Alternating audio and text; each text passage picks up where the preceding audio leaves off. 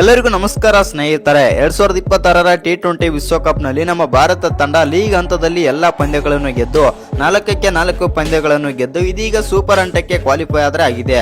ಇನ್ನು ಸೂಪರ್ 8ರಲ್ಲಿ ನಮ್ಮ ಭಾರತ ತಂಡ ಮೊದಲನೇ ಪಂದ್ಯ ಫೆಬ್ರವರಿ 22ನೇ ತಾರೀಕು ಸೌತ್ ಆಫ್ರಿಕಾ ವಿರುದ್ಧ ಆಡಲಿದೆ. ಈ ಪಂದ್ಯ ಬಂದ್ಬಿಟ್ಟು ಅಹಮದಾಬಾದ್ ನಲ್ಲಿ ನಡೀತಾ ಇದೆ. ಆ ಕಾರಣದಿಂದಾಗಿ ಈ ಪಂದ್ಯಕ್ಕೆ ನಮ್ಮ ಭಾರತ ತಂಡದ ಪ್ಲೇಯಿಂಗ್ 11 ನಲ್ಲಿ 2 ದೊಡ್ಡ ಬದಲಾವಣೆ ಕೂಡ ಆಗಿವೆ.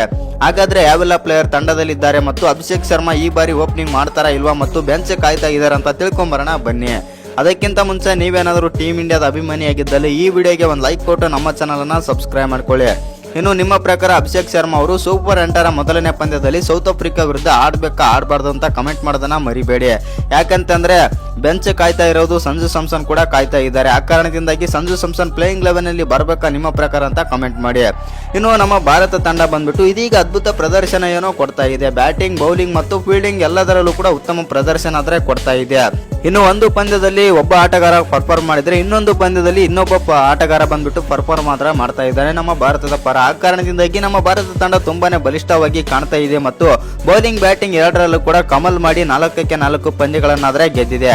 ಆ ಕಾರಣದಿಂದಾಗಿ ಈ ಪಂದ್ಯದಲ್ಲಿ ಪ್ಲೇಯಿಂಗ್ 11 ನಲ್ಲಿ ಏನೆಲ್ಲ ಚೇಂಜಸ್ ಆಗ್ಬೋದು ಮತ್ತು ಯಾಕಂತಂದ್ರೆ ನೆದರ್ಲ್ಯಾಂಡ್ಸ್ ವಿರುದ್ಧ ನಮ್ಮ ಭಾರತ ತಂಡ 2 ಚೇಂಜಸ್ ಆದ್ರೆ ಮಾಡಿತ್ತು. ಹೌದು ಸ್ನೇಹಿತರೆ, ಯಾವ್ಯಾವ 2 ಚೇಂಜಸ್ ಅಂತಂದ್ರೆ ವಾಷಿಂಗ್ಟನ್ ಸುಂದರ್ ಮತ್ತು ಪ್ಲೇಯಿಂಗ್ 11 ನಲ್ಲಿ ಆದ್ರೆ ಕಾಣಿಸಿಕೊಂಡಿದ್ದರು ವಾಷಿಂಗ್ಟನ್ ಸುಂದರ್. ಆ ಕಾರಣದಿಂದಾಗಿ ಈ ಪಂದ್ಯದಲ್ಲಿ ವಾಷಿಂಗ್ಟನ್ ಸುಂದರ್ ಆಡ್ತಾರ ಅಥವಾ ಕುಲ್ದೀಪ್ ಯಾದವ್ ಆಡ್ತಾರ, ಅಕ್ಷರ್ ಪಟೇಲ್ ತಂಡದಲ್ಲಿ ಮತ್ತೆ ಬರ್ತಾರ ಅಂತ ಎಲ್ಲರಿಗೂ ಕೂಡ ಅಚ್ಚರಿಯ ಸಂಗತಿ ಆಗಿದೆ ಅಂತ ಹೇಳ್ಬೋದು. ಇದೀಗ ಒಂದೇನಪ್ಪ ಅಂತಂದ್ರೆ ಓಪನರ್ಸ್ ಬಗ್ಗೆ ಮಾತಾಡಲೇಬೇಕು. ಅಷ್ಟಕ್ಕೂ ಓಪನರ್ಸ್ ಬಗ್ಗೆ ಯಾಕೆ ಮಾತಾಡ್ಬೇಕಂತಂದ್ರೆ ಅಭಿಷೇಕ್ ಶರ್ಮಾ ಅವರು ಆಡಿರೋ 4-4 ಪಂದ್ಯಗಳಲ್ಲಿ 3 ಪಂದ್ಯದಲ್ಲಿ ಆದ್ರೆ ಡಕ್ಔಟ್ ಆಗಿದ್ದಾರೆ. ಇದು ಡಕ್ಔಟ್ ಅಂದ್ರೆ ಸಾಮಾನ್ಯದ ಮಾತಲ್ಲ. ಯಾಕಂತಂದ್ರೆ 1 ರನ್ ಅಥವಾ 2 ರನ್ ಅಲ್ಲ, 0 ರನ್ಗೆ ಔಟ್ ಆಗೋದು ಅಂತಂದ್ರೆ ಅದು ತುಂಬಾನೇ ಬೇಸರ ತರ ವಿಚಾರ. ಆ ಕಾರಣದಿಂದಾಗಿ ಟೀಮ್ ಇಂಡಿಯಾಗೂ ಕೂಡ ದೊಡ್ಡ ಪ್ರೆಷರ್ ಬಿದ್ದಂತಾಗಿದೆ ಮತ್ತು ಅಭಿಷೇಕ್ ತಲೆ ಮೇಲೂ ಕೂಡ ದೊಡ್ಡ ತಲೆನೋವಾದಂತೆ ಆಗಿದೆ ಅಭಿಷೇಕ್ ಶರ್ಮಾಗೆ. ಆ ಕಾರಣದಿಂದಾಗಿ ಅಭಿಷೇಕ್ ಶರ್ಮಾ ಅವರು ಈ ಪಂದ್ಯದಲ್ಲಿ ಆಡಲೇಬೇಕು. ಅಭಿಷೇಕ್ ಶರ್ಮಾ ಅವರು ಈ ಪಂದ್ಯದಲ್ಲಿ ಆಡ್ತಾರ ಇಲ್ವಾ ಅಂತ ನೋಡೋದಾಯ್ತು ಅಂತಂದ್ರೆ ಕೆಲವು ಅಪ್ಡೇಟ್ಸ್ ಮತ್ತು ರಿಪೋರ್ಟ್ಸ್ ಗಳ ಪ್ರಕಾರ ಅಭಿಷೇಕ್ ಶರ್ಮಾ ಅವರು ಮತ್ತೆ ಓಪನರ್ ಆಗಿ ಆಡೋ ಚಾನ್ಸಸ್ ಆದ್ರೆ ಇದೆ ಅಂತೆ. ಅಭಿಷೇಕ್ ಶರ್ಮಾ ಮತ್ತು ಇಶಾನ್ ಕಿಶನ್ ಯಥಾ ಪ್ರಕಾರ ಓಪನರ್ಸ್ ಆಗಿ ಬರ್ತಾರೆ.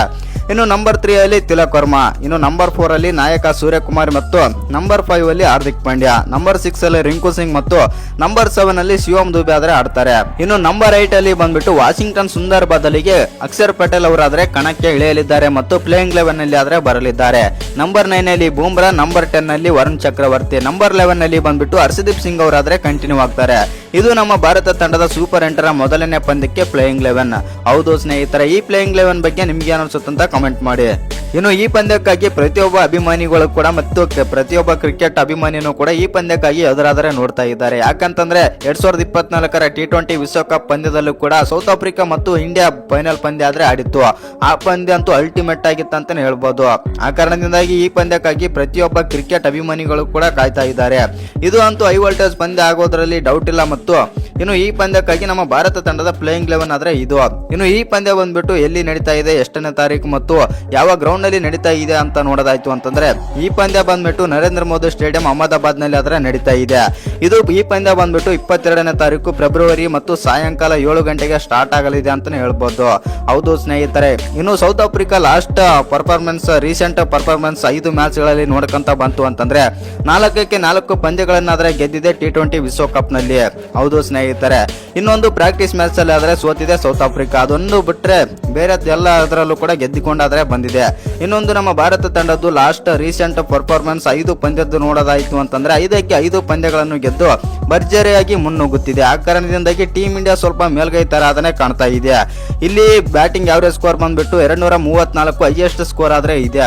First innings batting average score 170 ಇದ್ರೆ second innings batting average score ಬಂದ್ಬಿಟ್ಟು 150 ಆದ್ರೆ ಇದೆ.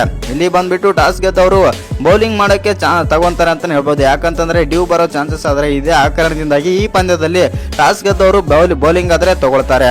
ಇನ್ನು ಈ ಪಂದ್ಯದಲ್ಲಿ ನಮ್ಮ ಭಾರತ ತಂಡ ಸೌತ್ ಆಫ್ರಿಕಾ ವಿರುದ್ಧ ಗೆಲ್ಲುತ್ತಾ ಇಲ್ವಂತ ಕಮೆಂಟ್ ಮಾಡೋದನ್ನ ಮರಿಬೇಡಿ.